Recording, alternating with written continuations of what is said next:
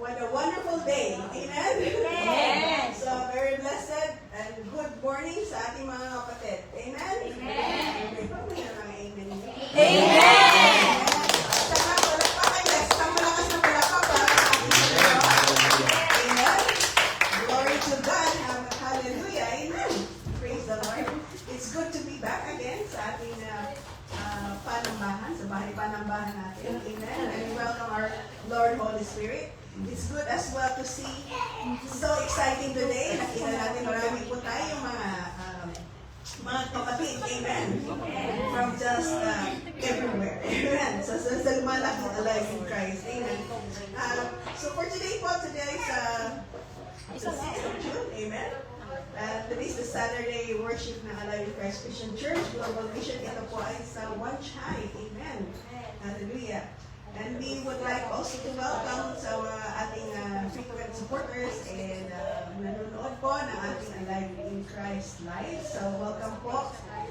Please to share, comment, and follow, and like, and share more because para marami po through the Word of God. Amen.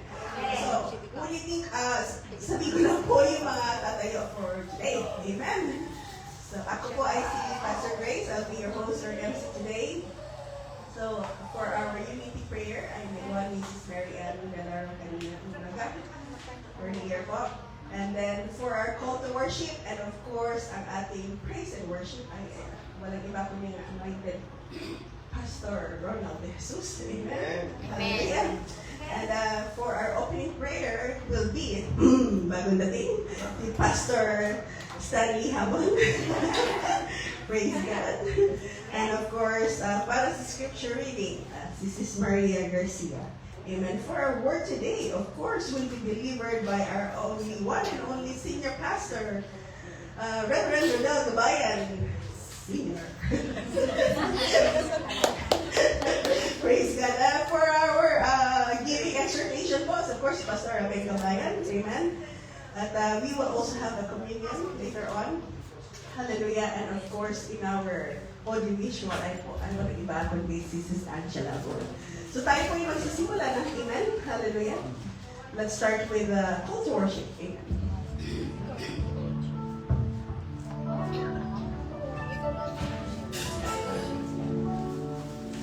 Blessed morning po sa lahat. Hello. Amen. Ang Diyos po ay mabuti po sa bawat isa. Amen. Sa mga ng bagay na ito po tayo ng Diyos po ay mabuti po sa atin. Amen. At welcome po ating kumapatid po sa Long Sister Friends. So dito po. Amen. Sir Gina at si Pastor Lek. Amen. Pastor Stanley. Pastor Joy. Welcome muli sa kanyang pamilihapon. Hallelujah.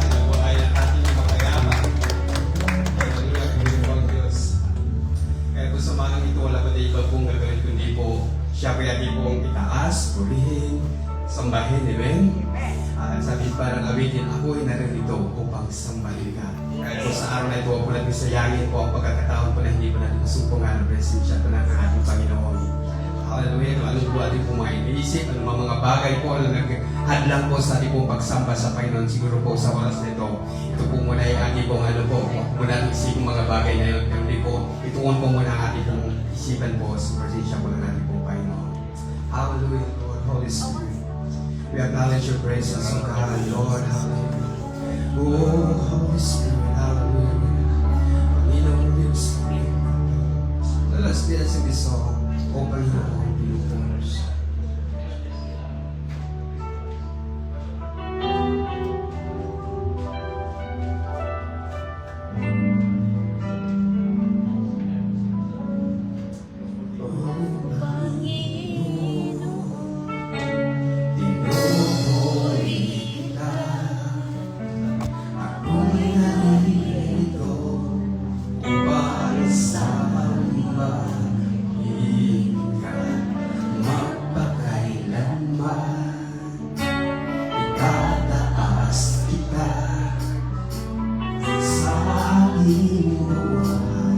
Ikaw ang Diyos.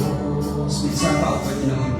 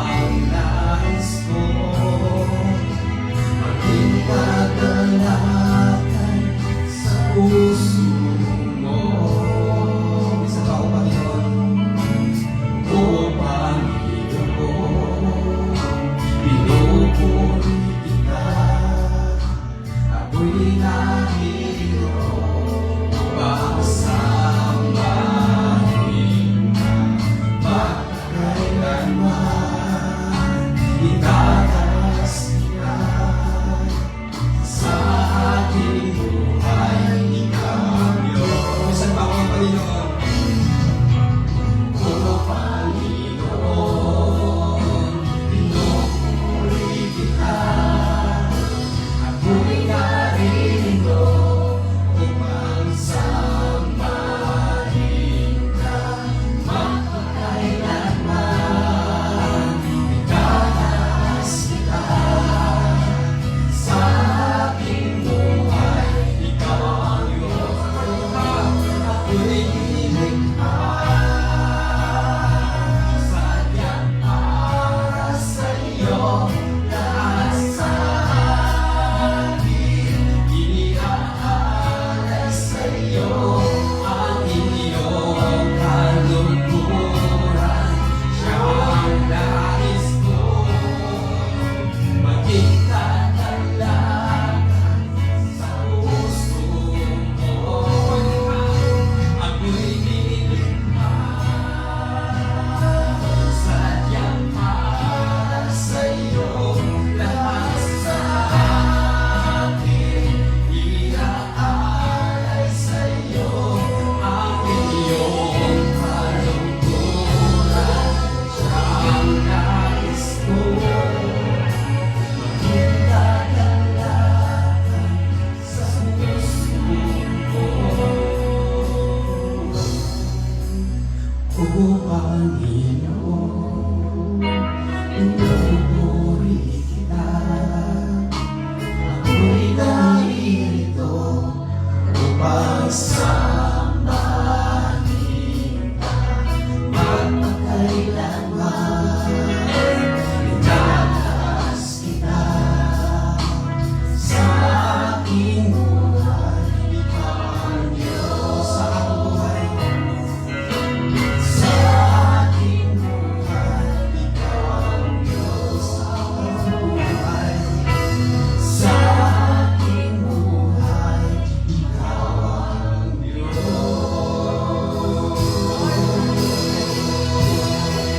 Oh, hallelujah. Tinataas ka namin. Walang iyong sa Hallelujah.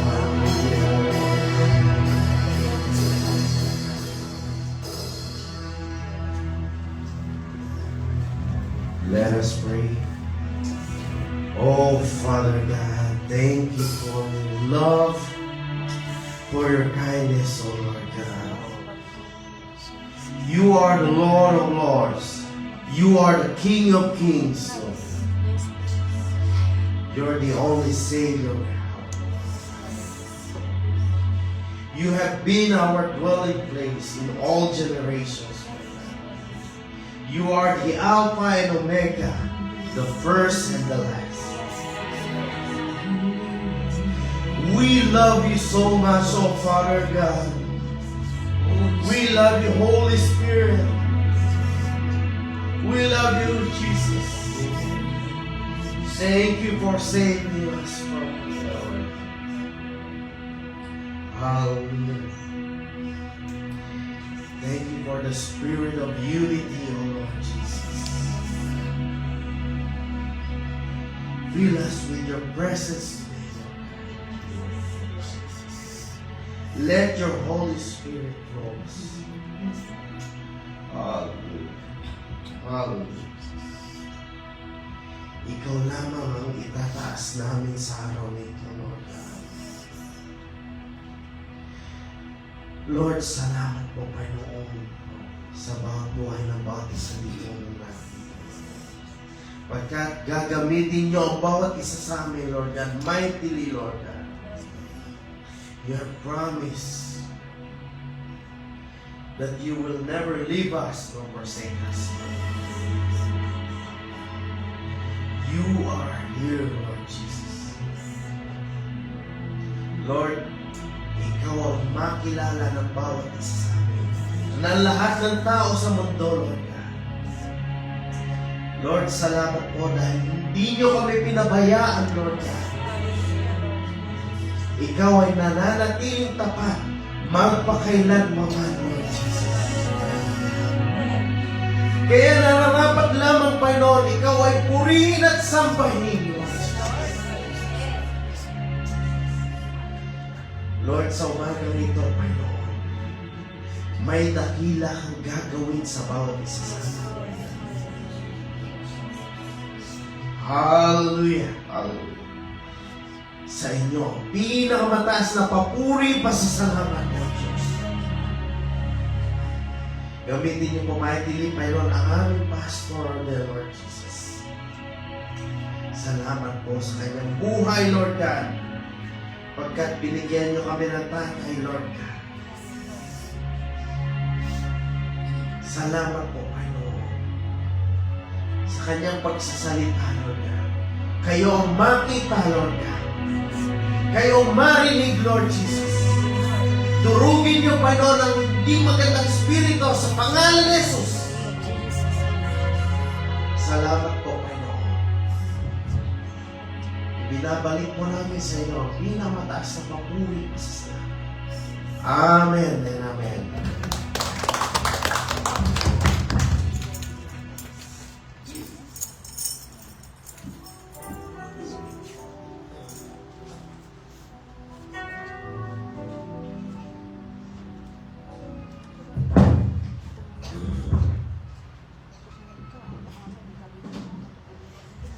Our reading for today, seen in Exodus 15, verse 2, verse 3.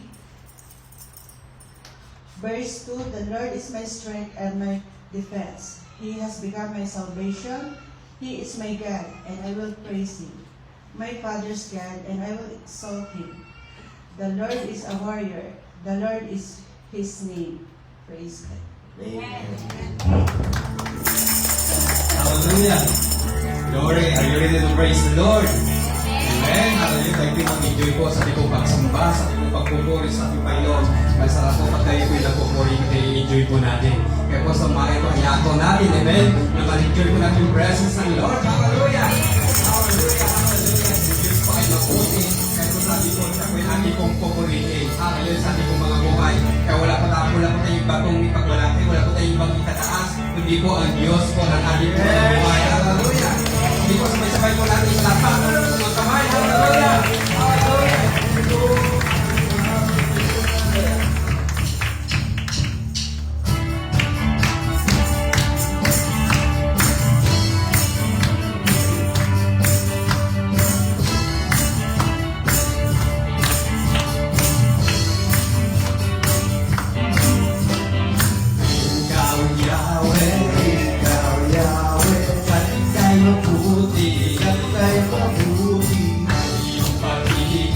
Ang iyong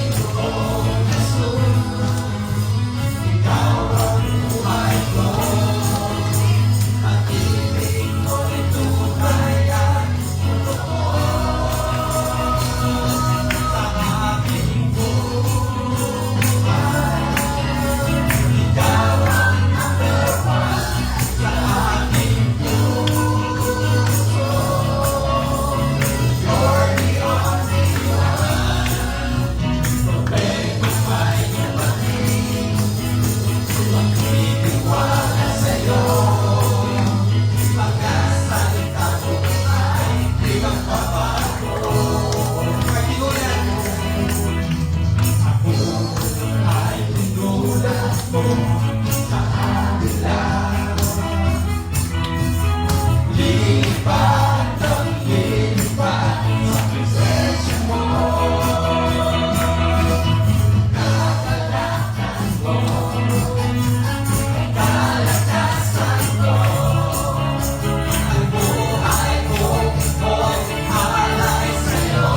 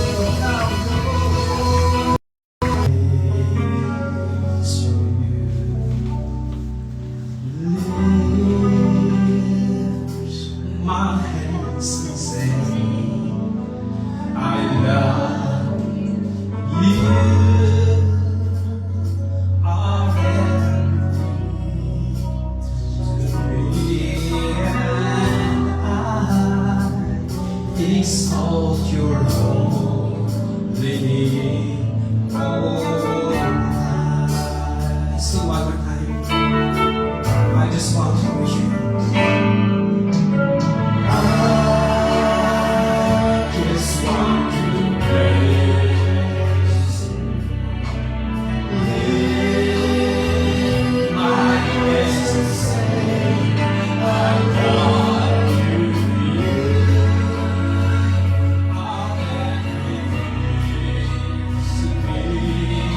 And I exalt your holy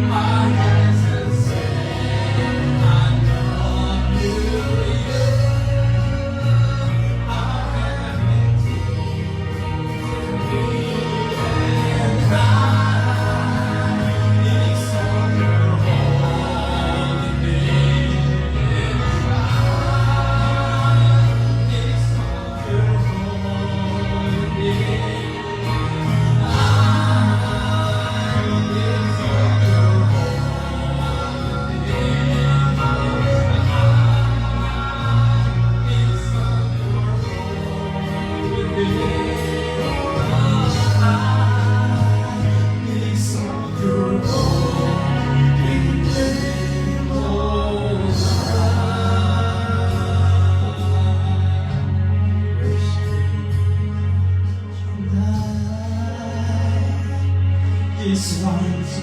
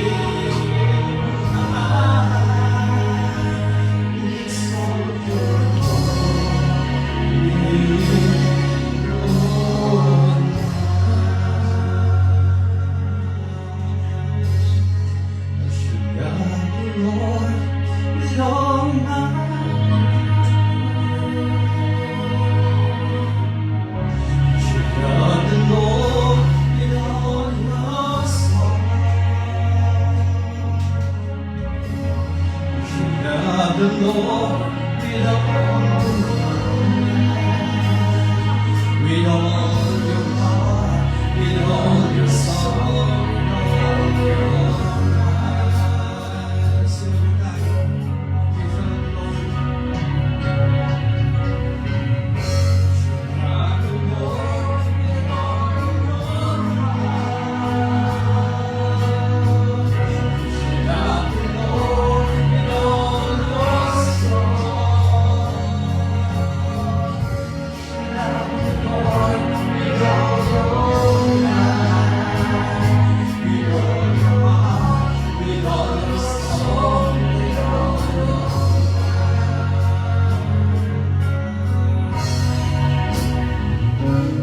Lord, I love you for all the things you are. Lord, I love you for all the things you do. Lord, I love you. Love you more with all my heart, with all my soul, with all my mind. This one, Lord, I love you. Oh Lord, I love you for all the things you are. Lord, I love you for all the things you do. Lord, I love you. Help me to love you more with all my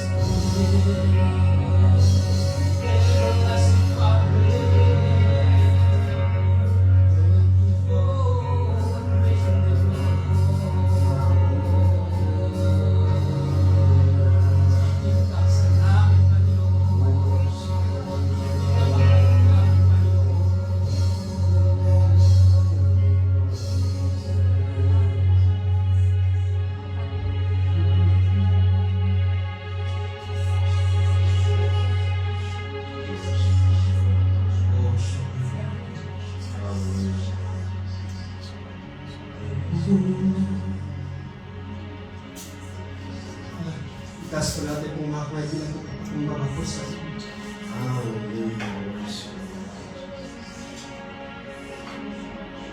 Sa Diyos na mapagmahal.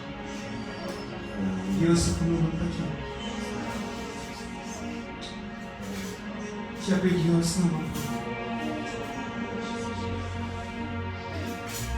Siya po Diyos na hindi po nagpapago.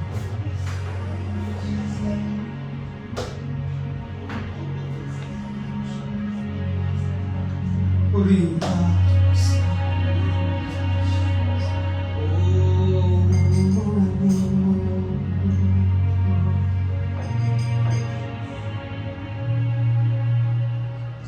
Let's sing the verses.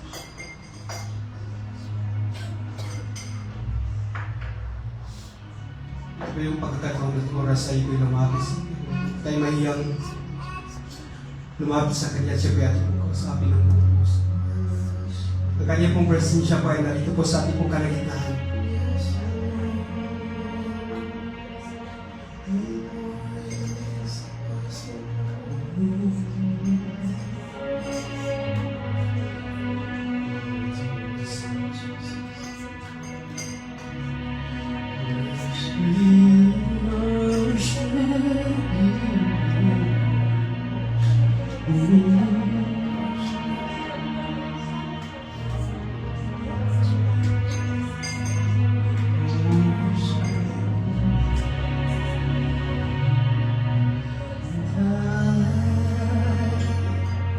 Just want to praise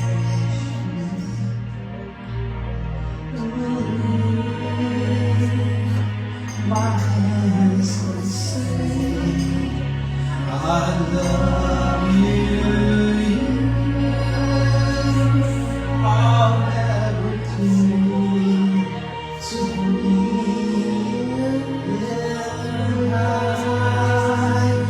It's all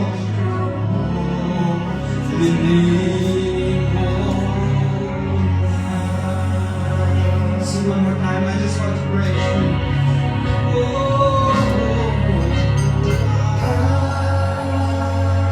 I just want to praise you.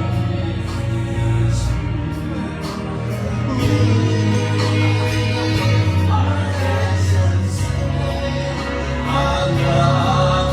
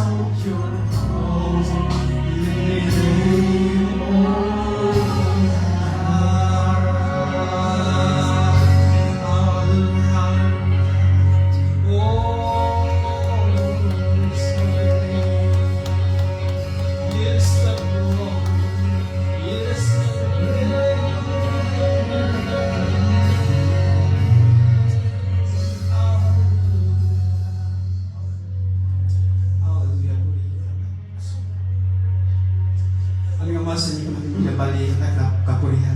Masasalamat kayo, Diyos. Tayo sa inyo lamang tayo pagsamba at kapurihan. Sa tayo pangalan ng Jesus. Amen.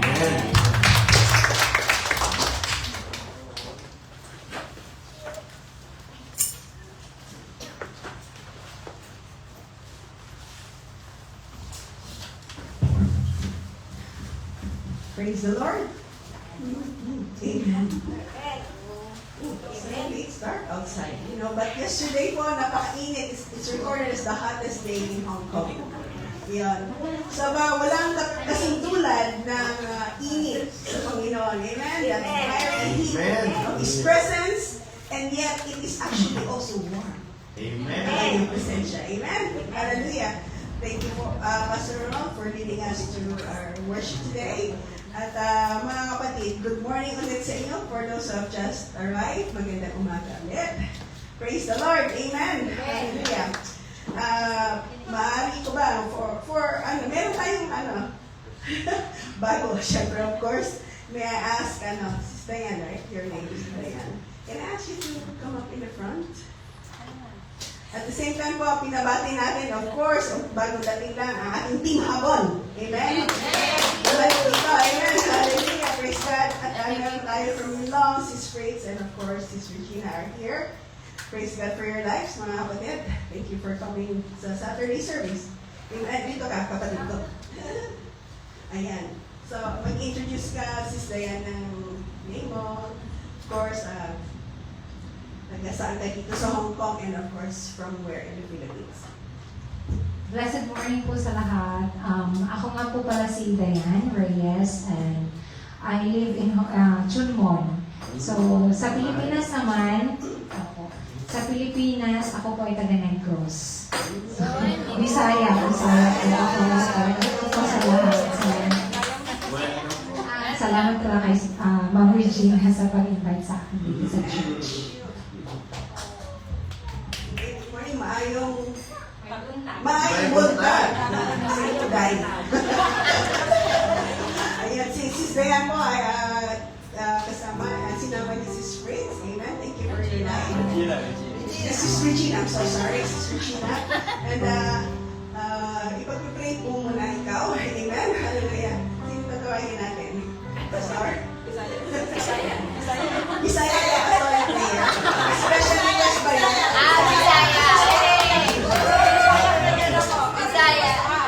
Bisaya prayer. Sige. Atong itas ang kamot na to. Magkampo ta, magkampo.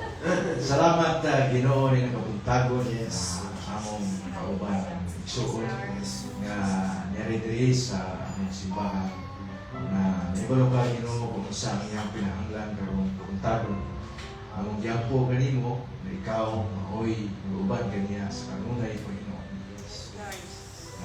Ibalo ni Ginoo kung sa iyang ipangayo niya kanimo.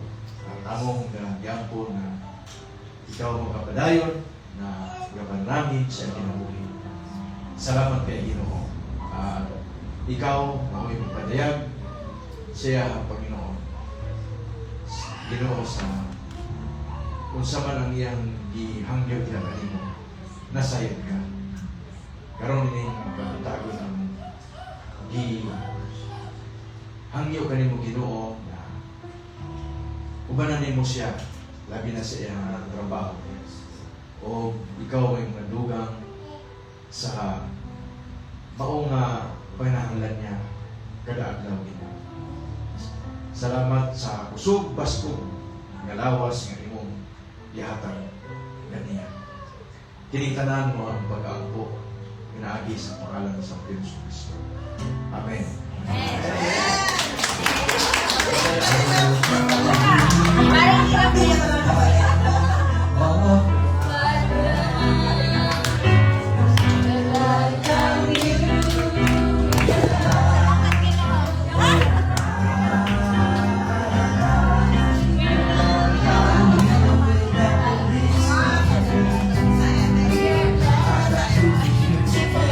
Tagalog pa yung nakakaintindi ako.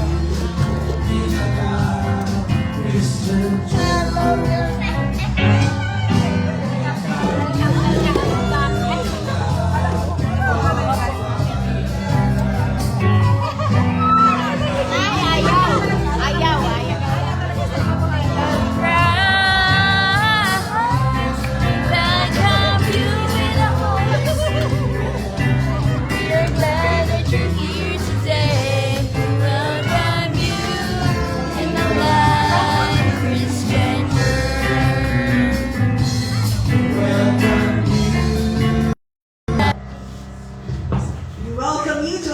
Christ Christian Church. Amen? Amen. It's online.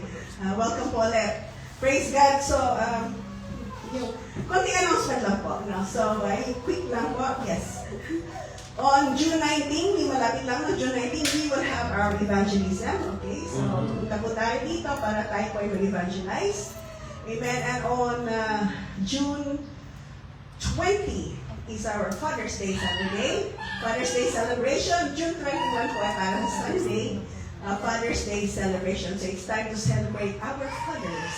And I'm so blessed na nadagdagan ng ating father na to celebrate, no? Amen. Amen. Nadagdagan. So thank God. And I pray na makadalo din yung ating ibang mga pastor na father or, you know, about to be father. Amen. Hallelujah. Anyway, a declaration na ito. Meron naman isa niya.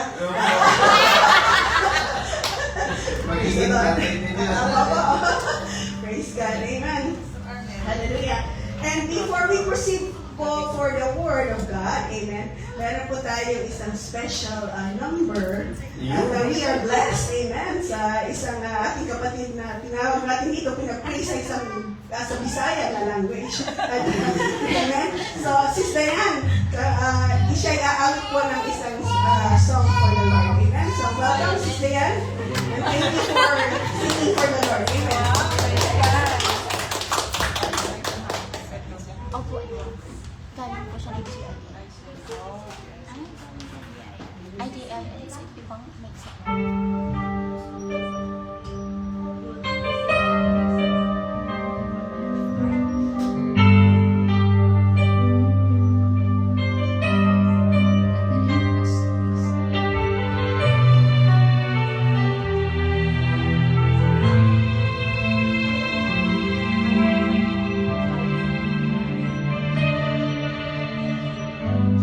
Savior of my soul,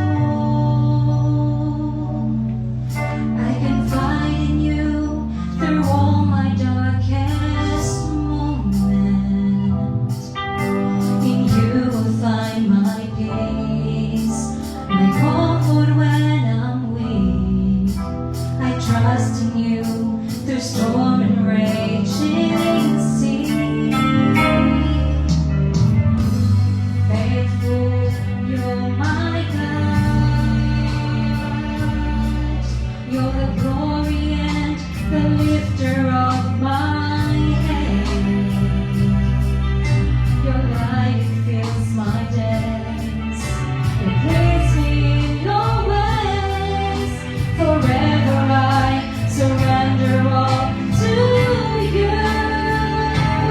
And I live to worship you. My Jesus, you're the only one for me. Nothing will ever take your place, my precious Savior. Who can stand between my Lord and me? Lord, I live to honor you, and I want to bring my life in offering. Take me higher, draw me deeper. I give all to be with you.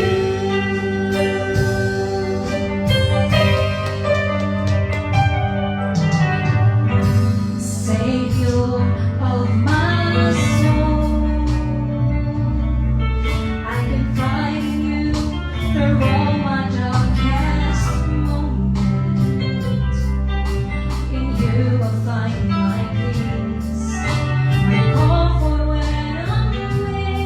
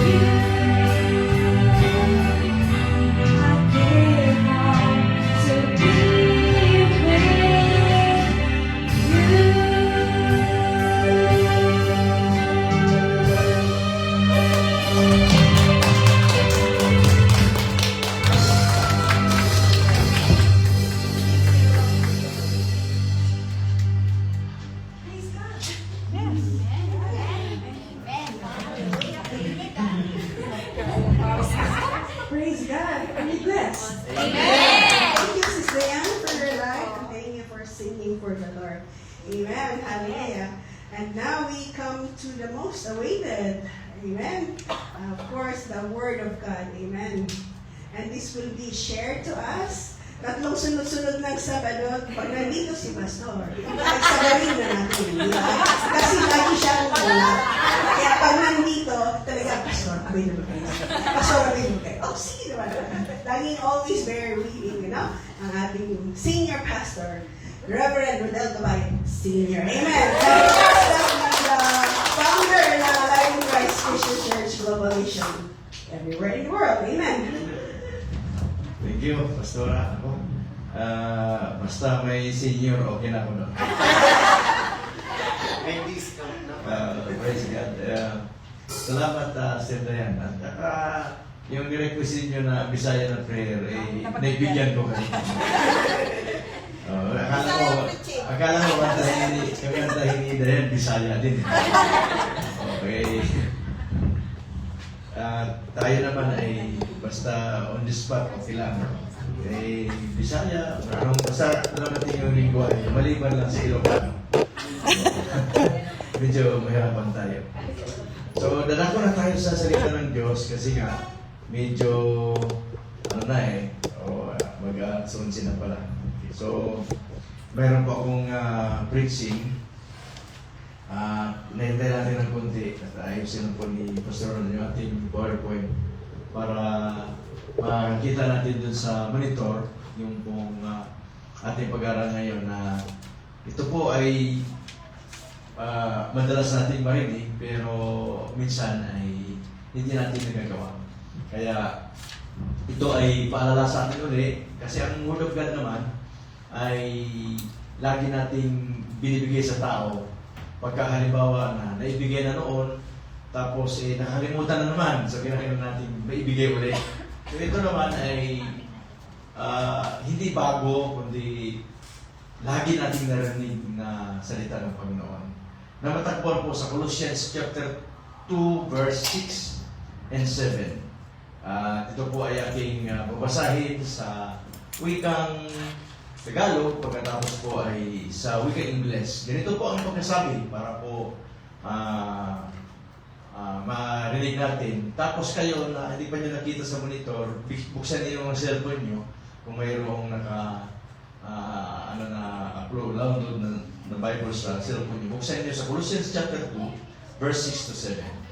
Ang sabi po sa Tagalog, kaya't kung paanong tinanggap ninyo si Kristo Jesus na Panginoon. Alam naman natin na tinanggap natin si Kristo Panginoon. Ay lumakad kayong gayon sa Kanya. As you therefore have received Christ Jesus the Lord, so walk in Him. Rooted and built up in Him, and established in the faith as you have been taught, abounding in it with thanksgiving. Sa Tagalog, na nakaugat at nakatayo sa Kanya, at matibay sa pananampalataya, gaya ng itinuro sa inyo na sumasagana sa pasasalamat. Tayo muna po'y manalangin sa oras po nito. O Diyos Ama na nasa langit, may papasalamat kami sapagkat binigyan mo muli kami ng pagkakataon, Diyos, na kami ay makapakinig ng iyong mga masalita, Panginoon. Salamat sa pagbubukas ng aming spiritual na tenga, spiritual na mga matagang din ng aming mga puso, Diyos. Alam po namin, Panginoon, na kami ay laging uhaw at laging gutom sa iyong mga salita. Kaya hayaan po ninyo na ngayong umaga ay maibsan ang aming kagutuman at uhawan sa iyong mga salita, Panginoon. At salamat sa Banal na Espiritu na makapangyarihan sa lahat na nagtuturo sa amin sa lahat ng bagay na minsan hindi namin maunawaan ay pinapunawa sa amin ng iyong Banal na Espiritu na nakatira sa puso namin, Panginoon, sa aming buhay. Salamat ng marami sa gagawin ngayong umaga. Ikaw mag-glorify sa pangalan ni Jesus. Amen. So yun po. At yung pong talata natin ay kinuha ko po yung ating pamagat doon po sa verse 6 na ang sabi po roon ay kung tinanggap daw natin ang Panginoong Kristo sa ating buhay o sa ating puso ay dapat na lumakad tayo na katulad sa Kanya. Sabi, so walk in Him. So yun, sa madaling salita, mamuhay tayo sa Kanya. Kaya pamagat po ay simple lang. Live as Christ lived. So, mamuhay tayo na katulad ni Kristo na pamumuhay. Yung pamumuhay na katulad ni Kristo, yun ang tamang translation. Pamumuhay na katulad ng buhay o pamumuhay ng ating Panginoong Hesukristo. Ngayon, kasi nga lahat tayo ay Kristiyano, tinatawag ni Kristiyano. Maging basa natin, the only Christian nation sa buong Asia. At maging sa well-known tayo sa iba-ibang bansa na pagka sinabing Pilipinas ay Christian nation, pagka-reliyon ang pag-usapan.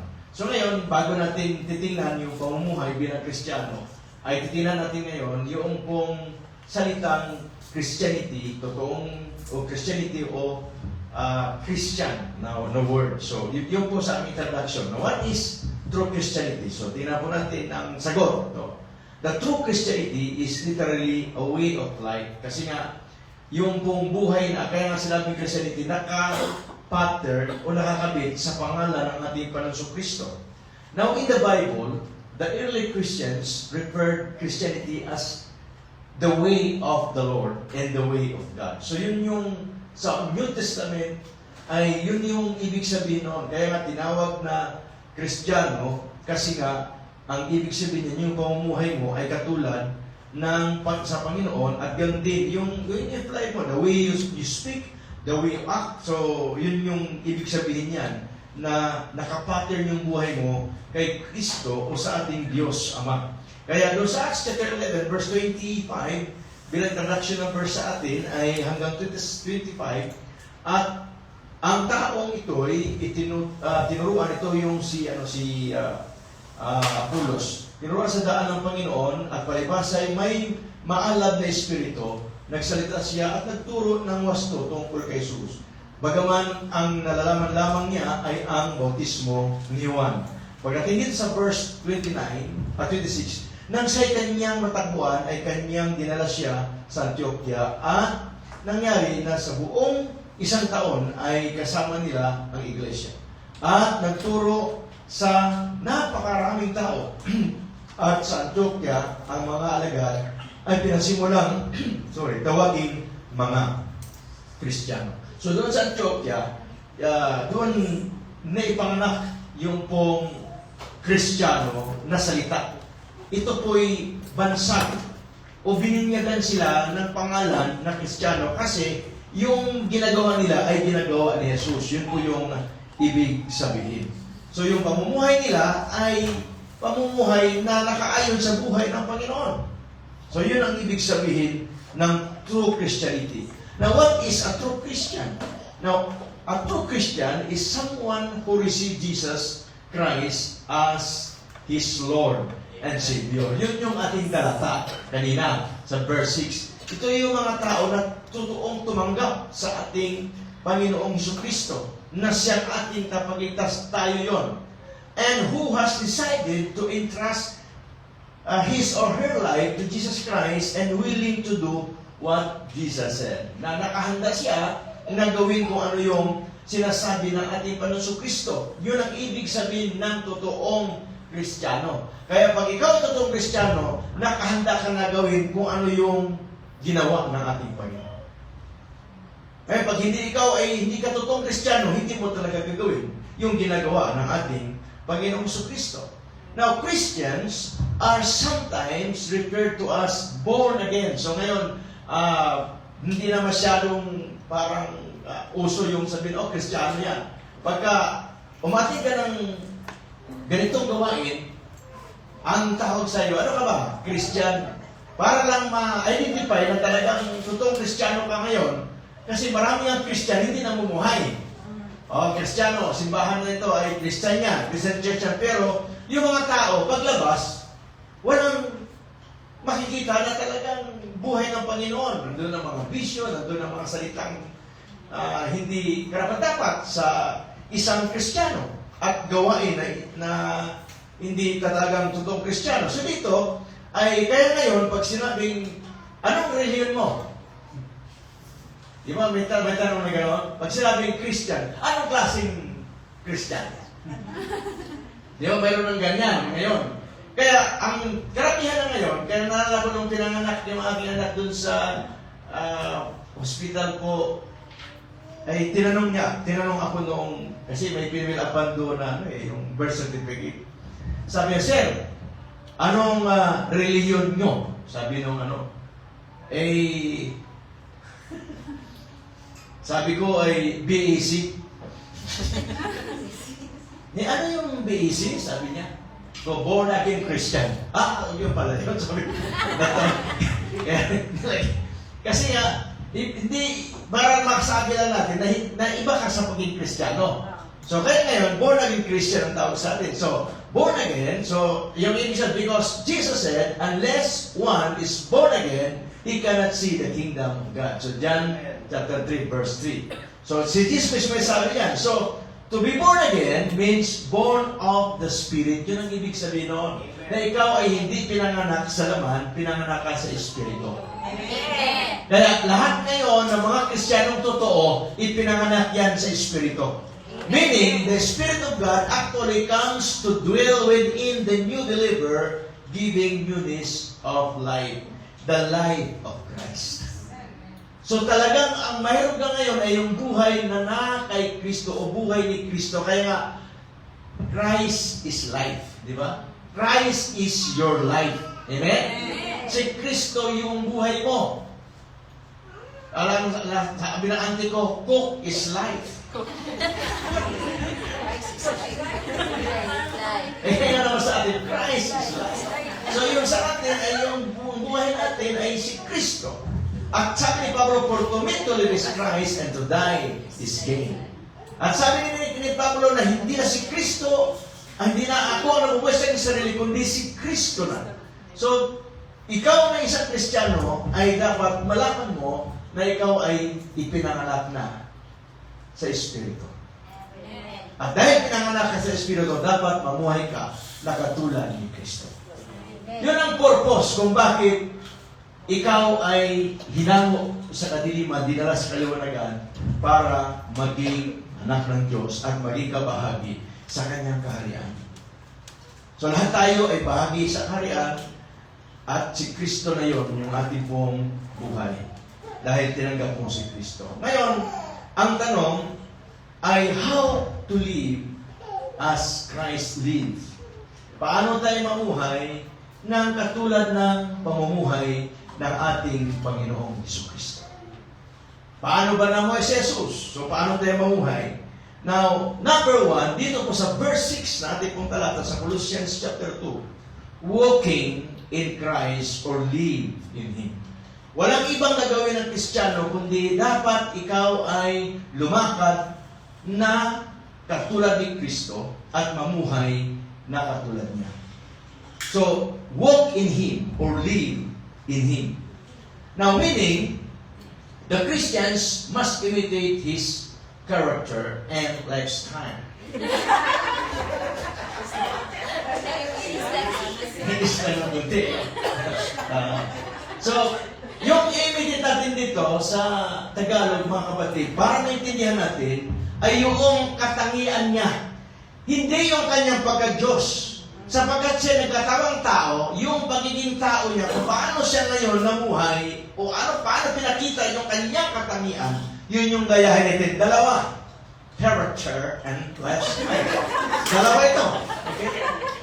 So, katangian, sa Tagalog, katangian at kanyang ginagawa sa araw-araw niyang buhay. Yung ibig kasi ng lifestyle. Yung kasanayan niya, na kanyang ginagawa, yun ang ibig sabihin ng lifestyle. Ngayon, ang tanong ko sa inyo, ano yung katangian nyo na ginagaya nyo mula kay Kristo at ano yung ginagawa nyo sa araw-araw na talagang madalas na ninyong ginagawa na way of life na sa madaling salita. Ito po, ma-examine natin ating buhay. Ang sabi kasi sa John chapter 2, verse 6, itong sabi niya. Ang sabi ni Juan, ang nagsasabing siya'y nanatili sa kanya ay narapat ding lumakad gaya ng kanyang paglakad. So napakaliwanag, mga kapatid, na kung paano namuhay ang Panginoon, ang ibig sabihin niyan, paano siya lumakad dito sa mundong ibabaw nung nagkatawang tao siya, ay dapat din nating lakaran yun. Sa madaling sita, tularan natin, usundin natin ang ating Panginoon sa pamamagitan ng kanyang katangian at kanyang ginagawa sa araw-araw o kadalasan niyang ginagawa. Now, unahin natin yung pong letter A, His character. Yung kanyang katangian. Now, number one, nangyayroon po akong 10 kasi nung tinignan ko, mahigit 30, maabot pa ata ng napakarami yung katangian ng Panginoon. Pero yung pong kabuuan, tinignan ko na napaka-importante sa lahat ay 10 yung aking kinuha na dapat natin pong gayahin na katangian ni Kristo. At pag ito'y ginaya natin, sabihin ko sa iyo, champion ka. Amen? Champion ka pag ginaya mo ito. Una, anong katangian ng Panginoon? He is loving. Ngayon, tanong ko sa inyo, sabihin sa katabi mo, loving ka ba? Nalala ko tuloy yung kasabihan doon sa Bisaya, mas kisaging basta labing. Yung daw, mas kisaging na daw kinakain nila, pero nandun yung pagmamahalan sa mga asawa. Yun yung ibig sabihin. So, okay lang yung saging ang kinakain ng mga sapa, o anong saging lang, basta nagmamahalan. Yun ang ibig sabihin. So, ano man ang ating buhay, basta nakita natin na tayo lumakad sa pagmamahal. Yung ibig sabihin, si Kristo po ay isang Diyos, na nagkatawang tao, at mahal niya tayo sa kanyang pagmamahal. At sobrang pagmamahal sa atin, ibinigay yung kanyang buhay doon sa krus. At ang kapalit niyan para matubos tayo sa ating mga kasalanan. Ganun niya tayo kamahal. At yung pagmamahal na yun, sabi ng Bible, ibinos din sa puso natin sa magitan ng banal na Espiritu. Kaya hindi ka nahirapan ngayon magmahal. Kaya sabihin mo sa katabi mo, hindi kita mamahal. Hindi. Sabihin mo sa katabi mo, mahal na mahal kita. So yun, dapat gano'n. Kasi nga, labing ka. And then, He is kind. Ano ba yung sa Tagalog yung kind? Di ba? Kabaitan. Dati hindi ka naman mabait eh. Pero ang sobrang mabait na tao ay ang Panginoong Kristo. Kaya pag ikaw ay mayroong kabaitan, mayroong kang katangian na katulad ni Kristo. Pangalawa, He is compassionate. Sa Tagalog po ay sobrang mahabagin. Mahabagin ang ating Panginoong Kristo, kaya ikaw dapat din ay mahabagin. And He is gentle. Kung si Kristo ay gentle, dapat ikaw din ay gentle. Gentle woman. Gentle man. Gentle dog. So, gentle ka. And then, He is humble. So, ang sabi ng Bible, hanggang sa kamatayan doon sa krus, ang Panginoon ay natiling nagpapakumbaba. Sobrang kababaan ang puso ng ating Panginoon. Kaya, yung katangian na ito ay dapat mayroon tayo. Yun yung karakter na dapat makita sa mga tunay na mga Kristiyano na namuhay katulad ni Kristo. And then, pang-anim, He is merciful. Sobrang mawain ang ating Panginoon. Hindi lang siya mahabagin, mawain pa siya. Naaawa siya sa lahat ng mga tao. Nung araw, nakita naman natin na maski sa palabas, di ba, yung Passion of Christ, makita mo roon kung paano piglingkuran yung mga tao. Nung pinanood ko ngayon, naiyak ako ng iyak ako unang balog ko yun eh. No? Pero grabe yung kanyang paglilingkod sa mga tao, yung mga may sakit, naawa siya, nahabag siya, pinapagaling niya. Lahat ng mga lumapit sa kanya, hindi niya tinatanggihan. So sobrang mawain ang ating Panginoon. And then pang-pito, He is faithful. Kaya nga tinakanta natin, He is a faithful God. Di ba? Kasi tapat na tapat, sobrang tapat ang ating Diyos. Ngayon, gusto rin makita ng Panginoon na ang mga tagasunod niya ay tapat sa lahat ng bagay. Hindi lang tapat sa paglilingkod, tapat sa kanyang ginagawa. Hindi lang tapat sa paglilingkod sa Diyos, tapat sa kanyang ginagawa, at tapat sa pamilya, tapat sa ministry, tapat sa lahat ng bagay sa madaling salita. At tapat sa iyong asawa. Hindi ka nangangaliwa at nanganganan. So, tapat ka So sa ating paglilingkod. At huwag natin ipagpalit ang Diyos sa anumang bagay. Ganon ang isang taong pa. At yun ay hinarap ng Diyos pagdating ng araw, sabi ng well done, thou good and faithful servant. Kasi yun yung karakter na pinakita ng Panginoon. And then, number 8, He is obedient. Ang Panginoon ay sumunod siya. Maski mahirap, ang sabi nga ay, kung pwede lang Ama, sabi niya ay, yung saro ng paghihirap ito ay sabi niya ay hindi niya dadaanan, ayaw niya, pero ganun pa man, sabi niya, ang kalooban mo ang isang masunod. So, napaka-masunurin ng ating Diyos. Kaya dapat masunurin ka rin. And then, pang-siyam, He is generous forgiver. Kaya ang isang Kristiyano, hindi dapat na maging kuripon. Ang isang Kristiyano ay dapat makita sa buhay niya pagdating sa pagbibigay, nangunguna siya. Hindi yung puro ka na lang tanggap at puro ka na lang hingi. Kinakailangan yung magbigay. Ang isang Kristiyanong generous, alam mo, yun ang mga kunting pira, kunti na lang ang pira, minsan naman wala ng pira. Kasi naubos na sa pagbibigay. Pero yung mga kuripot, maraming pira yan. Hindi lang sa bangko, lahat ng siguro lahat ng taguan may tinatago. Pero yung yung mayroong isang kwento na yung matanda, namatay siya sa ulcer. Pero nung tingnan yung kama niya, doon sila ng unang, pati sila ng kama, ang daming pera na nakapanil-bandil na naipon. So sa kuriputan na namatay siya sa ulcer, na pwede naman sa kumain ng masasarap na pagkain. Kasi hindi siya generous. Kaya pagka generous ka, huwag mo rin pagkaitan ng sarili mo, kumain ka rin ng marami. I-treat mo rin yung sarili mo. Kasi nagtrabaho ka di ba? Kaya huwag lang na puro na lang kayo padala sa Pilipinas, tapos kayo dito ay minsan ay titiis kayo sa itlog, gara-araw, itlog. At noodles, di ba?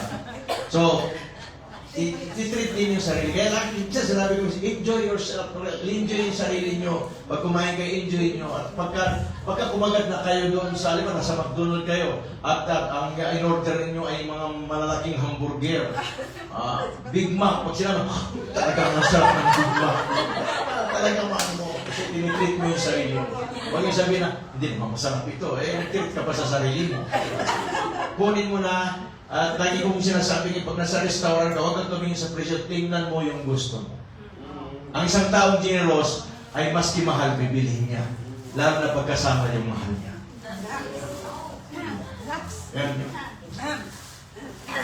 At sinasabi ko kay Mrs., umorder ka dyan, umorder ang presyo, order ka gusto. Ganun dapat. And then, sabi mo sa katabi mo muna, generous tayong lahat.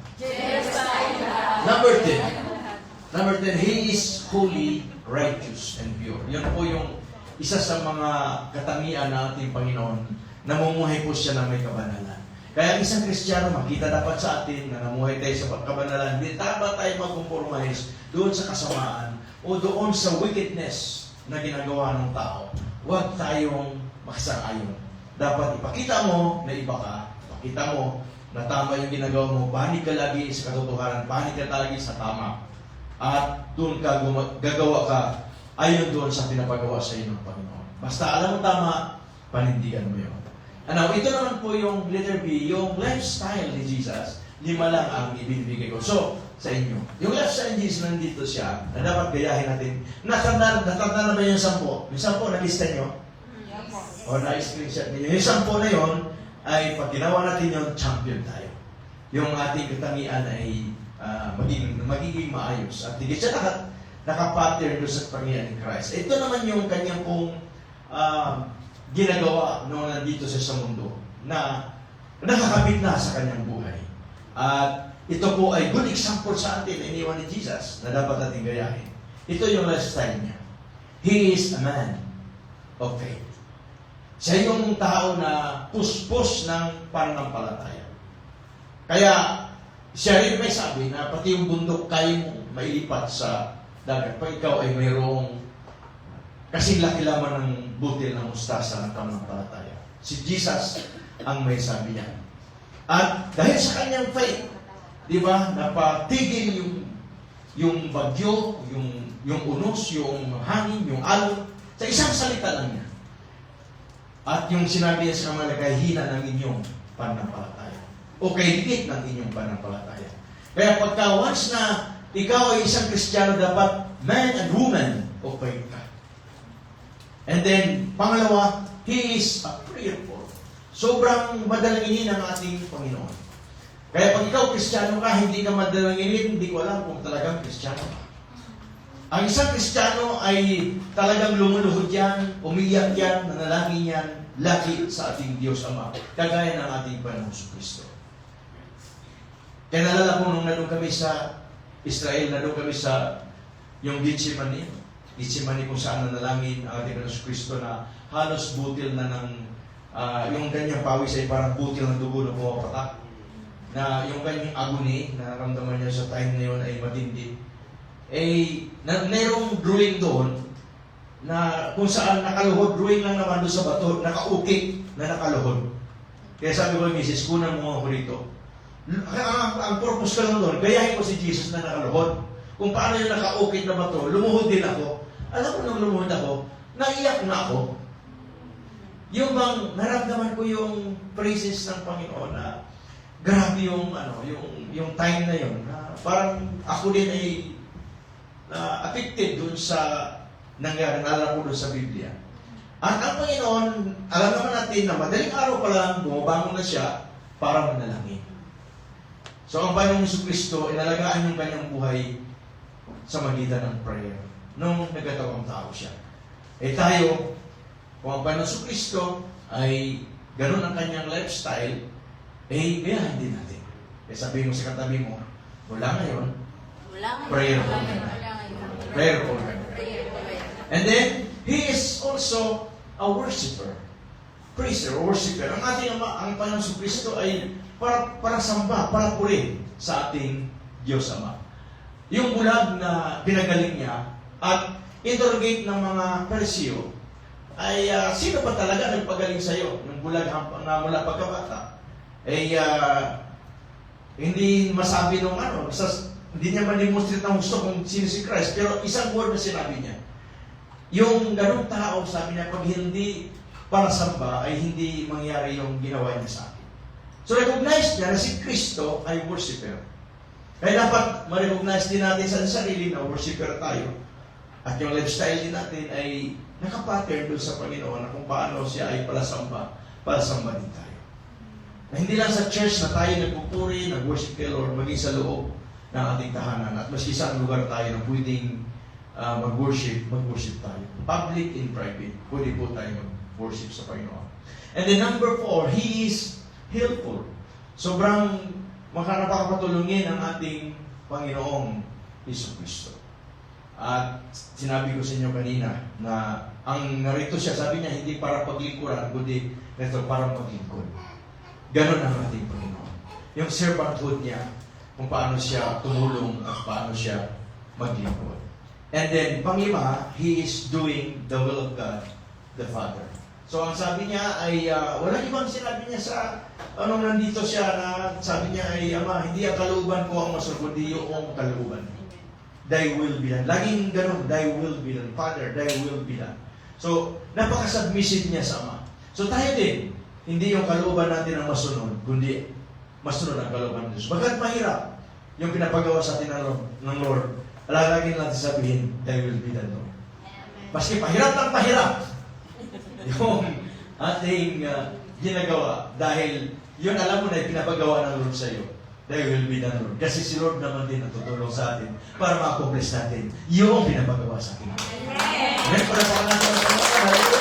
Hanggang sa kapatay ang Panginoon sa krus, naging manatili siyang masunurin at nagawa niya yung kalooban ng Ama. Naway, sa ating buhay din pagdating ng araw ay masabi natin, Lord, nagawa ko yung kalooban. Amen? Praise God. So, din ang pangalawa na tanong po ay how to live as Christ lived. Pangalawa po ay makita na dito sa verse 7 sa ating talata, sa Colossians chapter 2, ay rooted and built up in Him. Nilituan ko lang ng firmly rooted and built up in Him. So sa verse 7, nakalagay, kasi baka hindi natin mabasa uli yan, no? Yung punto dyan, kasi doon kasi sa 6, di ba, may kama yun, may kama, hindi nagkarugtong yan 7. So ibig sabihin, ito mula 6, hindi lang doon sa pamumuhay sa Panginoon, kasama pa rin ito, pamumuhay na ito, bilang mga Kristiyano, doon sa verse 7. Kaya po, dinugtong ko kasi hindi naman period, kundi kama. Kasama ito sa buhay, pamumuhay Kristiyano. Rooted and built up in Him. So, and then established in the faith as you have been taught. Then, abounding in it with thanksgiving. So, yung pong word ito kasi ay New King James Version. Pero sa ibang translation ay iba-iba po yung term na ginamit. Pero halos pareho lang, katulad sa NIV ay overflowing with thanksgiving. So yun ang pagkagamit. Now ngayon ay tingnan natin dito sa una, sa verse 7. Kasi dito ay meron tayong tatlong punto na makikita. So unahin natin itong rooted and built up in Him. So firmly rooted and built up in Him. Now, firmly rooted means implanted or established. Ibig sabihin na talagang ini-implant mo pagkatapos ini-establish o parang itinayo mo. Parang humukay ka ng naghukay ka sa lupa tapos meron kang itinayong poste. Naghukay ka sa lupa tapos meron kang itinanim. So yan ang ibig sabihin nun. Build up means to develop or to fill up with buildings. Parang nagtatayo ka ng isang malaking gusali. So yun ang ibig sabihin nun. Na ngayon, para maitayo yun, ano kaya ang gusto mong itayo sa buhay mo? Bilang isang Kristiyano para hindi ka basta-basta na matalo ng kaaway. So rooted and built up in the Word of God. So yun yung isa po sa dapat natin gawin. Dapat ang salita ng Diyos ang siyang dapat mag-ugat sa puso ng bawat isa o sa buhay ng bawat isa. Yun ang dapat matanim. Kung mayroon tayong tanim sa puso natin, walang iba ang salita ng Diyos. Para hindi tayo basta-basta matinag pag dumating yung matinding mga pagsubok sa ating buhay. Ang sabi po sa Matthew chapter 7, verse 24 hanggang 27, kaya ang bawat nakikinig sa mga salita kong ito ay tinatanggap ang mga ito at matutulad sa isang matalinong tao na nagtayo ng kanyang bahay sa ibabaw ng bato. Kaya pagka ang Word of God tinanggap natin ito ng maayos at pinamuhay natin ito, para kang isang tao na nagtayo ng bahay sa ibabaw ng bato, na hindi basta-basta na babagsak. Kaya ang sabi sa verse 25, bumagsak ang ulan at dumating ang baha, umihip ang mga hangin at hinampas ang bahay na iyon. Ngunit hindi iyon bumagsak sapagkat itinayo sa ibabaw ng bato. Kaya pag ang ating buhay nakatayo sa salita ng Diyos, anumang atake ng kaaway, anumang mga pagsubok, anumang bagyo na magsubok sa buhay na dumarating sa atin, hindi tayo basta-basta babagsak. Babagsak ka ng iyong mga katabi mo, ikaw nakatayo pa rin. Amen ba mga kapatid? Amen. Pero pag hindi natin itanayo sa salita ng Diyos ang ating buhay, dito sa verse 27, ang bawat nakikinig sa mga salita kong ito at hindi ginaganap ang mga ito, ibig sabihin, hindi pinapumuhay, ay matulad sa isang taong hangal na nagtayo ng kanyang bahay sa buhanginan. Ang pagkabagsak mo, dapat ang salita ng Diyos ang siyang may tayo sa buhay natin. Pero kung gusto mong bumagsak at napakalakas ang pagbagsak mo, huwag mong itayo ang iyong buhay sa salita ng Diyos. So, nasa iyo ang pagpili. Mamili ka dyan sa dalawa. Pero dahil tayo ay totoong Kristiyano at ang ating buhay nakapattern sa buhay ng Panginoon Kristo, ay ating pong tanggapin ang salita ng Diyos at maluwang sa loob na ating pong gagawin ito at ipamuhay. Amen ba mga kapatid? Amen. Praise God. So, next, rooted and built up in love. So, hindi lang sa salita ng Diyos dapat maging rooted. Kasi ang pundasyon po ng Kristyanismo, ng Christianity, ay hindi lang yung karakter ni Christ, kundi yung pag-ibig na ating pong ipinamuhay sa ating buhay. Ephesians chapter 3, verse 17. Ang sabi nito, upang si Kristo ay manahan sa inyong mga puso sa magitan ng pananampalataya. Kung paanong kayo'y nag-ugat at tumibay sa pag-ibig. So dapat mag-ugat tayo, hindi lamang mga kapatid sa hindi lamang sa tumibay sa yung word na ugat, may ugat na nakalagay. Kayo'y nag-ugat at tumibay sa pag-ibig. So dapat yung ating buhay ay mayroong ugat at tumibay sa pag-ibig. Sa English kasi ay being rooted and grounded in love. So ibig sabihin, yung pundasyon natin, hindi lang salita ng Diyos, pati yung pag-ibig na ibinigay ng Diyos sa ating mga puso, dapat atin yung pong paggalabin yun, pagtibayin natin, ipakita natin na ikaw isang Kristiyano, mapagmahal ka na tao. Amen? Amen? So kasi yun ang una na sinabi ko sa character ni Christ, He is loving. Kaya yung love ay talagang yun ang dapat mag-ugat sa buhay ng bawat Kristiyano. Kasi ang ugat, hanggang pag nakita kayo ng ugat ng kahoy, doon, maski pagsusundan, ang hirap sundan yan. Kasi minsan, ang lalim na ng ugat, no? Doon sa lupa. Dapat ganun ang ating pagmamahal. Hindi mababaw ang pagmamahal natin, sis. Dapat, pag minahal mo siya, mahalin mo siya ng lubusan. Amen? Kasi, ganun ang nagmahal ang Panginoon sa atin. Number 3, ay strengthen in the faith. Verse 7 kanina, di ba? Ang nakalagay, established in the faith. Dito po ay, ginamit ko po yung word na strengthen kasi ito po ay sa NIV na translation na dapat ay magpalakas, magpatibay tayo sa ating pananampalataya. Yun ang ibig sabihin dito. Establish nung sa New King James ay maitayo sa pananampalataya yung ating buhay.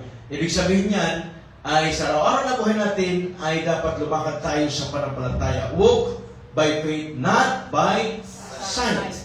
2 Corinthians 5, verse 7, ang sabi rito, at kung walang pananampalataya, ay hindi maaring kalugdan ng Diyos, sapagkat ang sino mang lumalapit sa Kanya ay dapat sumampalataya may Diyos, at Siya ang tagapagbigay katimpala sa mga masigasig na humahanap sa Kanya. Kaya pagka masigasig tayong humahanap sa ating pong Diyos, ay siya po yung magbibigay sa atin ng gantimpala. Pero, yung gantimpala na yun, nagsimula rin sa ating pananampalataya sa Diyos. Na maniwala tayo na talagang may Diyos na kumikilos sa ating buhay. So, yung faith mo, panindigan mo. Naalala ko, yung si Shadrach, Meshach, at Abednego, hindi siya nag-compromise sila ng faith, hindi sumamba sa rebulto na pinagawa ni Haring Nebuchadnezzar. Hanggat sa tila, tinapon doon sa pugon, sinabahan pa rin sila ng Panginoon. Ang sabi ng mga nakakita ay, di ba 3 lang yung tinapon? Bakit 4 na ron? Kasi dahil sa pananampalataya na pinandigan nila, sinamahan sila ng Panginoon. Kaya dapat panindigan mo yung pananampalataya mo. Huwag mong hayaan na ikaw ay mag-compromise doon sa faith. Tayuan mo. At huwag kang tatalikod doon sa pananampalataya mo. Kasi sagot ka lagi ng Diyos pagka nakita niya na sobra at nag-umalag yung iyong pananampalataya. Kaya sabi po sa may letter B pa. No? Yan. Pag may pananampalataya ka, nasa iyo. Now, para yung pananampalataya mo ay mag-function, lalong lumakas, ay may karapatan ka na gamitin mo ang iyong pananampalataya. We must exercise our faith daily. Yun na yun. Araw-araw sa buhay mo ay dapat lagi mong isinasanay yung buhay mo o yung pananampalataya mo. Para sa ngayon ay hindi po tayo matalo ng anumang mga pagsubok. At dito po sa talata natin, popular yan na sinabi ng Panginoon, di ba? Sa Mark 11, verse 20 to hanggang 24. Sumagot si Jesus sa kanila, magkaroon kayo ng pananampalataya sa Diyos. So yun po yung context dito, yung hindi ko na kasi medyo mahaba-haba, yung pong puno ng igos na walang bunga, dinurse niya. At tinabukasan, namatay hanggang sa ugat, yung pong puno na kanya pong isinumpa. Kaya pag daan nila, kinabukasan sa kayo ng Panginoon, tinan niyo yung puno na iyong sinumpa ay namatay hanggang sa ugat. At yun sinabi ng Panginoon, sumagot si Jesus sa kanila, magkaroon kayo ng pananampalataya sa Diyos. Ito yung sinabi niya sa mga alagad. Katotohanan ang sinasabi ko sa inyo, na ang sino mang magsasabi sa bundok na ito, mabunot ka at mapatapong ka sa dagat at hindi nagalilangan sa kanyang puso, kundi naniwala na mangyari ang kanyang sinasabi, ay mangyari ngayon sa kanya. So, pinakita pa dito na pagka-exercise mo, ginamit mo ang pananampalataya mo, ay magkaroon ng kapangyarihan sa buhay mo. And then verse 24, kaya nga, sinasabi ko sa inyo, ang lahat ng bagay na ang inyong idadalangin, paniwalaan ninyong tinanggap na ninyo. At iyon ay mapapasa inyo. So, paniwalaan mo na yung hiningi mo sa Diyos, yung faith, na hindi mo makita, pero naniwala ka, na alam mo na yung hiningi mo sa Diyos, bagamat wala pa sa iyong mga kamay, narayan na nahawakan mo na. Yun yung faith. Wala pa, pero nakikita mo na. Pag ikaw ay dalaga, nagpipuni ka ng partner, hindi pa dumating. Pero, pag gising mo, Lord, katabi ko na siya. By faith. Oh, hindi naman yun. Ayun naman eh. Masyado kayo. So, by faith, katabi ko na siya. No? Lagi mong sasabihin na gano'n, Lord, by faith. No? Kung ano yung gusto mo, Lord, dark, ang sama, di ang sama pala. Sabihin mo, katabi ko na siya, Panginoon. By faith. Lahat po nakukuha sa pananampalataya. Kasi ang Diyos ay hindi kasi, binasa natin kanina, Hebrews 11:6, hindi maaring malugod ang Diyos sa tao na walang pananampalataya. Gusto mo bang kalugdan ng Diyos? Gamitin mo lagi ang pananampalataya mo na parang kang bata. At doon nalulugod ang Diyos. Sabi itong anak ko talaga. Nasatuwa ako dito eh. Di ba? Di ba sa anak ko, pagka hingi ng hingi, tapos wala kong ganun ng anak mo. Kailangan, pag mayroon, bibigyan ka talaga kita. Di ba? Yung Diyos natin, parang bata ka na humingi sa Kanya, pagbibigyan ka talaga ng Diyos. So maraming bagay na na-experience na natin yan. Sa tagal ko na rin sa ministry, na pag ako'y naglalambing sa Diyos, minsan pag nagpipray ako sa Panginoon, Lord, ibigay mo na lang sa akin, pang-birthday mo sa akin, pang-birthday mo sa akin. Binibigay talaga ni Lord eh. Pag nalambing ka sa Panginoon. So, kasi ang sabi niya, kaya nga, sa sinasabi ko sa inyo, ang lahat ng bagay sa inyong panalangin, saan ka humingi? Saan mo gagamitin yung pananampalataya mo? Pag nanalangin ka. Amen? Doon mo ginagamit yung pananampalataya, naniwala ka na yung hiningi mo, ibinibigay ng Panginoon. Kasi naniwala ka rin na sa Diyos ay walang imposible. At ang Diyos natin pinaguluran ay napakalaking Diyos. Di ba ang sabi nga niya, itong paa, itong lupa, tungtungan lang ng kanyang mga paa. Ganun sa kalaki ng Diyos. Minsan tingnan natin, yung maliit ang Diyos natin, tayo manampalataya ka ng Diyos, nag-ringong ko rin malaki, kaya yung maski sinabi mo, Lord, ang aking, yun yung sobrang laki. Napakaliit yan sa mata ng Diyos. Kaya maniwala ka, kapatid, maniwala tayo na lahat ng hiningi natin sa Panginoon, na-receive na natin. Yun yung faith. Hallelujah. Wala pa natin ang Panginoon. Praise God. Alam ko, marami kayo hiningi sa Diyos. Humingi na kayo. Faith. Hallelujah. And then, pang-apat po, napanghuli doon sa verse 7, ang sabi roon ay overflowing in thanksgiving. So, always give thanks to God. Lahat ng ating mga na-receive mula kay Lord ay magpasalamat. Maliit man o malaki yung natanggap mo sa Panginoon. Huwag kang magreklamo. Siya, Lord, malaki ang tinanggap niya. Ako, bakit ang liit? Huwag mo i-compare sa sarili mo. Ano ba yung natanggap mo, maliit man niya malaki? Praise God. Lord, thank you. Di ba? Si Jesus, di ba? Minsan, ituro dito ni Pastor Joy, di ba? Yung nagpakain siya, madalas ko yung tinuturo yun, na yung 5,000 katao, ang hindi pa binilang yung mga bata't babae, ang pinakain ng Panginoon sa 2 isda at 5 tinapay. At yun, ang sabi ng Bible, itinaas niya, at ang sabi ng Bible, hindi naman siya, Ama, i-multiply mo ito, hindi. Siya ay nagpasalamat. Di ba? Nagpasalamat. Kaya kung ano man mahawakan mo na mayroon ka, pasalamatan mo. Ano man mayroon ka ngayon, pasalamatan mo. At yan ay i-multiply ng Diyos mas libre. Kaya, in everything, give thanks. Hallelujah! Kaya sabi ni Pablo, 1 Corinthians 5:18, mga kapatid, sa lahat ng bagay ay magpasalamat kayo sapat ito ang kalooban ng Diyos kay Kristo, kay Jesus para sa inyo. So yun no, para sa atin, kalooban ng Diyos. Ang nakalagay po, for this is the will of God. Kaya kalooban ng Diyos na tayo magpasalamat sa lahat ng bagay na ating pong tinatamasa. Yan po ay bigay ng Diyos natin. Kaya pasalamatan natin. Then there will be, while praying, we must give thanks. Kaya pag habang ikaw ay nagpipray, nagpapasalamat ka. Amen. And Philippians 4:6, ang sabi ron, tingnan natin, ang sabi, huwag kayong mabalisa sa anumang bagay, kundi sa lahat ng bagay, sa magitan ng panalangin, yun. At pagsamo na may pasasalamat, ay ipaalam ninyo ang inyong mga kahilingan sa Diyos. Lord, ito yung hihiling ko, Panginoon, ng pinakanak ko, Lord, kulang. May salamat, sapagkat provide mo na, hallelujah. Gamit ka ng mga tao, Panginoon. Lord, nandiyan yung amo ko, gamitin mo. Salamat sa amo ko, di ba? Lahat yun ng mga resources, pasalamatan mo, ano man nasa isip mo, pasalamatan mo. Kasi namudulog ka sa Diyos, nagsusumamo ka sa Panginoon. Isinasama mo yung mga kahilingan mo sa Diyos. Dapat mayroong pasalamat. Kaya huwag kang mabalisa. Sa atin, minsan, puro na lang balisa. Ano pa nagagawin ko?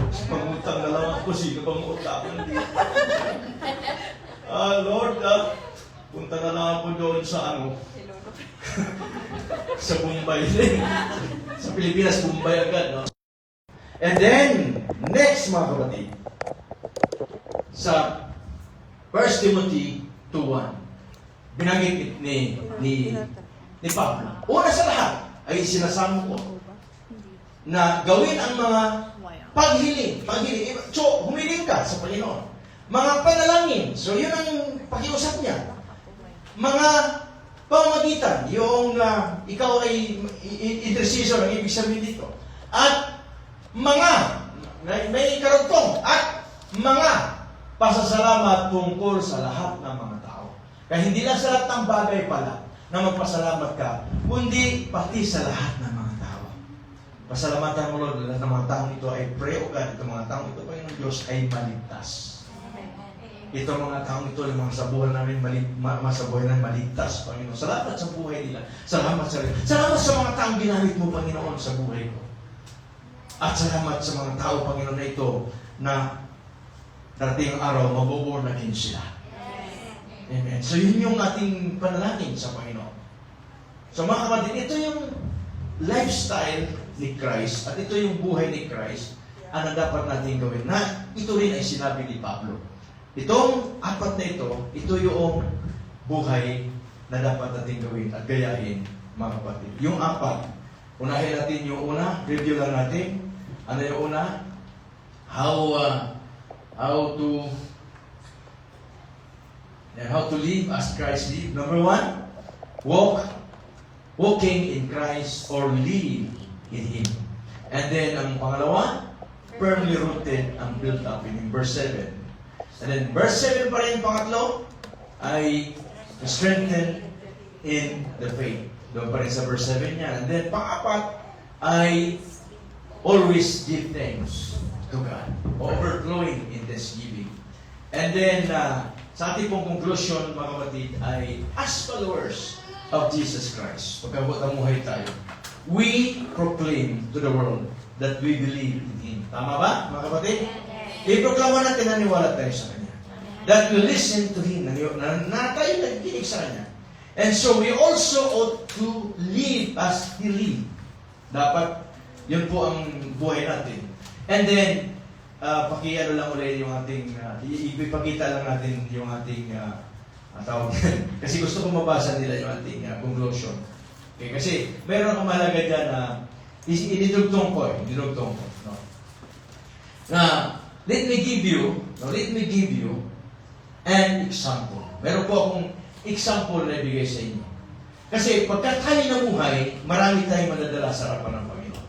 No? Ito po, Mahatma Gandhi said, I like your Christ. I do not like your Christians. So, si Mahatma Gandhi, isa po yung revolutionary na tao sa India. Sa panahon po ng mga British, nung na-under sila ng British colony. At siya po ay isang Indian lawyer. Hindi basta-basta si Mahatma Gandhi. At marami siya nakasama ng mga misyonero. Namatay siya noong 1948 siya namatay. At yung taong ito ay bida siya at hero siya sa India. At maraming misyonary siya nakita. Pero yung mga misyonary Kristiyano nakita niya ay hindi niya nakitaan si Kristo sa kanila. Yun po yung sana na po naging ito si Mahatma Gandhi. Wala sanang mga Hindu ngayon at iba-ibang Diyos sa India. So, dahil sa mga Kristiyano hindi nakita siya, I do not like your Christians.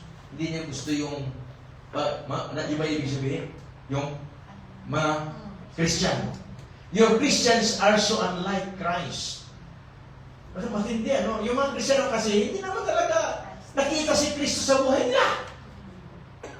Kung nakita sana si Kristo sa buhay nila, sabi ko nga sa inyo, wala ngayon 30 million gods sa India. Sa kanila, maraming gods, pati ipis, daga, gods sa kanila. Pati yung baka, hindi kinakain gods sa kanila. Sa atin, corned beef kinakain. Pero sa kanila, Diyos nila. So, yan po, kawawa sila. So, now, isa pa, yung Muslim na naging pastor, Reverend Iskandar Jadid, a former Arab Muslim, has said, if all Christians were Christians, that is Christ, ibig sabihin niya ay talagang nakita si Kristo sa kanila, there would be no more Muslim today. Ba't hindi yung mga statement nila? No? Wala sanang Muslim ngayon kung yung talagang mga Kristiyano lang ay talagang namuhay na katulad ng Kristo.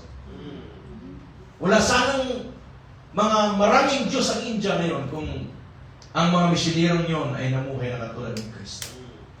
Mga batid, ito na yung panahon bilang mga anak ng Diyos, makita natin ang ating buhay na nakapattern sa buhay ni Kristo. Tayong lahat ay O Diyos, salamat sapagkat muli mo kaming pinalahan ng Panginoon sa iyong mga salita ngayon. Salamat o Diyos na ang aming buhay ay nakapattern pala talaga sa buhay na aming Panginoon Kristo. Hindi namin dapat ito pang itago, kagaya ng sinabi mo, Panginoong Jesus, na ang isang ilaw ay hindi dapat itago doon sa tagawag, hindi dapat ilagay mismo doon sa isang buntungan na na maliwanagan ang buong bahay. Kami pa ang liwanag at asin sa sanlibutan. Kaya dapat makita sa buhay namin si Kristo. Nang sa ngayon, Panginoon, ay kami ay magiging huwaran at sila ay madala namin sa iyong panan. At maraming kaming may influensyahan ng mga tao dahil sa buhay namin, Panginoon, na nakita si Kristo. Salamat po sa umaga ito. Naway ang aming narinig hindi lamang lalabas sa kabilang tainga namin, kundi ito, Panginoon Diyos, ay aming isagawa o isapamuhay, Panginoon. Salamat po. Ang salita mo, Panginoon, ay nagbibigay ng encouragement sa amin ngayong umaga. At nagbibigay hamon sa aming buhay. Sa pangalan ni Kristo Jesus. Amen. Amen. Praise God. Palakpakan po kayo. Glory to God. Pwede po tayo ng communion ngayon. Dahil first Sunday ay ating pong tawagin ang ating pong mga asir para po dalhin ang ating pong communion. Ang lahat po ay aking po inanyahan na makisalo sa ating pong communion ngayong tanghali na. Umaga pa pala, wala pang alas 12.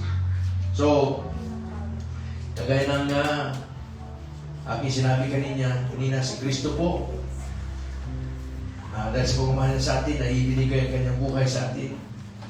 At namatay doon sa krus para tayo po ay matubos sa ating mga kasalanan.